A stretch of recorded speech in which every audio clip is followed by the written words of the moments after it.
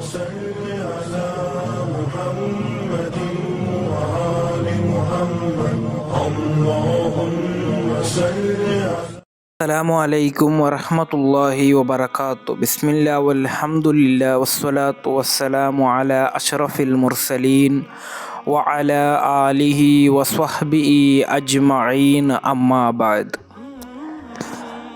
ಇವರನ್ನು ನೀವು ನಿರ್ಲಕ್ಷಿಸಬೇಡಿ. ಕಾರಣ ಏನುಗುತ್ತೆ?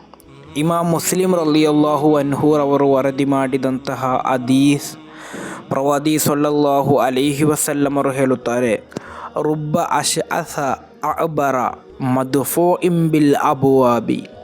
ಅದೆಷ್ಟೋ ಕೂದಲು ಜಡೆ ಹಿಡಿದಂತಹ, ಶರೀರದಲ್ಲಿ ಧೂಳಿನಿಂದ ಮುಳುಗಿದಂತಹ ಅದೆಷ್ಟೋ ವ್ಯಕ್ತಿಗಳು ಮನೆಯ ಬಾಗಿಲಿನ ಬಳಿ ಬರುವಂತಹ ಸಂದರ್ಭದಲ್ಲಿ ಅವರನ್ನು ಓಡಿಸುತ್ತಾರೆ.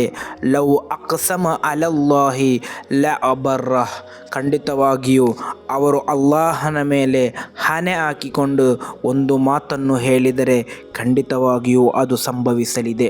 ಆದ್ದರಿಂದ ನಿಮ್ಮ ಮನೆಯ ಮುಂದೆ ಯಾಚಿಸುತ್ತಾ ಭಿಕ್ಷೆಯನ್ನು ಬೇಡುತ್ತಾ ಬರುವಂತಹ ವ್ಯಕ್ತಿಗಳು, ಅವರ ವೇಷವನ್ನು ನೀನು ನೋಡಬೇಡ.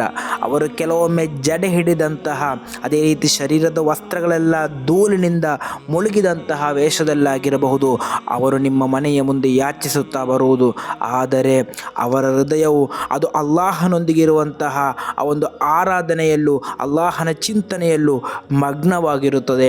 ಆದ್ದರಿಂದ ಲವ್ ಅಕ್ಸಮ ಬಿಲ್ಲಾಹಿ, ಅವರು ಅಲ್ಲಾಹನ ಮೇಲೆ ಸತ್ಯ ಹಾಕಿ ಹಣೆ ಹಾಕಿಕೊಂಡು ಒಂದು ಮಾತನ್ನು ಹೇಳಿದರೆ ಅದು ಸಂಭವಿಸಲಿದೆ. ಆದ್ದರಿಂದ ಮನೆಯ ಮುಂದೆ ಯಾಚಿಸಿ ಬರುವಂತಹ ವ್ಯಕ್ತಿಗಳಾಗಲಿ ಅಥವಾ ನಾವು ನಡೆದುಕೊಂಡು ಹೋಗುವಾಗ ರಸ್ತೆ ಬದಿಗಳಲ್ಲೆಲ್ಲ ಕಾಣುವ ವ್ಯಕ್ತಿಗಳಾಗಲಿ, ಅವರ ವೇಷವನ್ನು ನೋಡಿ, ಅವರ ವಸ್ತ್ರವನ್ನು ನೋಡಿ ಅವರಿಗೆ ಬೆಲೆ ಹಾಕುವಂತಹ, ಅವರಿಗೆ ಮಾರ್ಕ್ ಹಾಕುವಂತಹ ಜನರು ನಾವು ಆಗಬಾರದು. ನಮ್ಮ ಮನೆಯ ಮುಂದೆ ಯಾಚಿಸುತ್ತಲೋ ಬೇಡುತ್ತಲೋ ಬರುವಂತಹ ವ್ಯಕ್ತಿಗಳಿಗೆ ನಮ್ಮಿಂದ ಸಾಧ್ಯವಾಗುವುದನ್ನು ನೀಡಿ ಅವರನ್ನು ನಾವು ಕಳುಹಿಸೋಣ, ಅಥವಾ ಒಳ್ಳೆಯ ಮಾತಿನಿಂದ ಅವರನ್ನು ನಾವು ಕಳುಹಿಸೋಣ.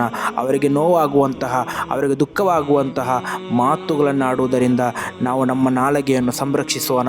ಅಲ್ಲಾಹನು ತೌಫೀಕ್ ನೀಡಿ ಅನುಗ್ರಹಿಸಲಿ. ಅಸ್ಸಲಾಮು ಅಲೈಕುಂ ವರಹಮತುಲ್ಲಾಹಿ ವಬರಕಾತು.